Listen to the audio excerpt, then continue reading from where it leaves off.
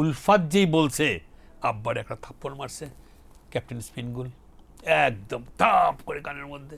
বাসা আর্মি আসলো, এসে আমার বাবাকে চেয়ারে বসালো এরকম, বসিয়ে বলল যে তোমার কয় ছেলে?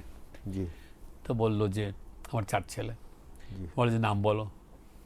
বলল নিশাত তৌফিক, ইশতিয়াক, শওকি। উলফাত বলল না। বলে তোমার উলফাত নামে কোনো ছেলে নেই? তখন রাজাকার যেটা সাথে ছিল বলে কি যে না না আছে আছে আছে, উলফাত ওনার ছেলে। কয় ওই ওনার মারে ডাকেন, ওনার মারে ডাকে আনেন। ওই রাজাকারকে কি পরে চিহ্নিত করেছে? না পারিনি, পাই নাই। আচ্ছা আর আচ্ছা যে ক্যাপ্টেনটা ছিল জি তারও পাইনি। তো আমার দাদিকে নিয়ে আসলো, দাদিকে নিয়ে বলল যে বলো ওরে নাম বলতে তোর ছেলের। কয় তোমার তোমার কয়টা ছেলে?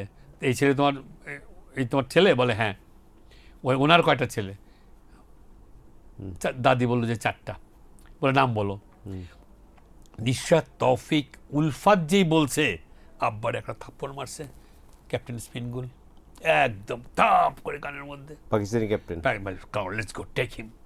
নিয়ে গেল, নিয়ে গেল। আব্বাকে টর্চার করলো 17 দিন।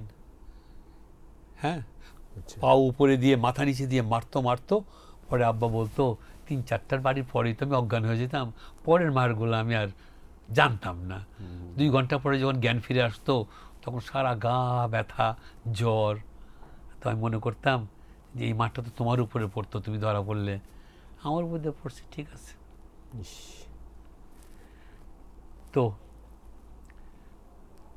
আমার আব্বার একটা বন্ধু ছিল, জি আব্বার 3 বন্ধু একসাথে বড় হয়েছে। নজরুল ইসলাম সাহেব আওয়ামী লীগের জি প্রেসিডেন্ট, অস্থায়ী প্রেসিডেন্ট, জি জি জি উনি, আমার আব্বা ইজুসামাদ, আর পরে উনি ব্রিগেডিয়ার শামসুল ইসলাম, আচ্ছা আচ্ছা পাকিস্তান আর্মি।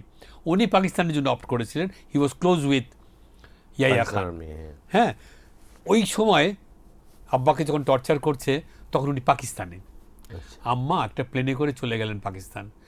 ইসলামাবাদ গিয়ে চাচার কাছে বললেন, আলম চাচা বলতাম, শামসুল আলম, জি আলম চাচার কাছে গেলেন, গিয়ে বললেন যে তোমার বন্ধুরা এরকম ধরে নিয়ে গেছে তার ছেলেদের জন্য, তার ছেলের জন্য, আমার জন্য। আমার বড় ভাই সম্বন্ধে কোনো খবর তারা পায়নি।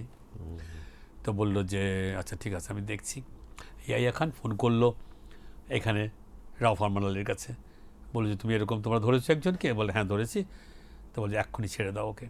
তো ওরা বলতে চেষ্টা করলো ও একটা ফ্রিডম ফাইটারের বাবা, খুব খাতারনাক ফ্রিডম ফাইটার, তো ওকে ছাড়বো। বলে কি যে এক্ষুনি ছেড়ে দাও এই মুহূর্তে। তার আব্বাকে ছেড়ে দিল।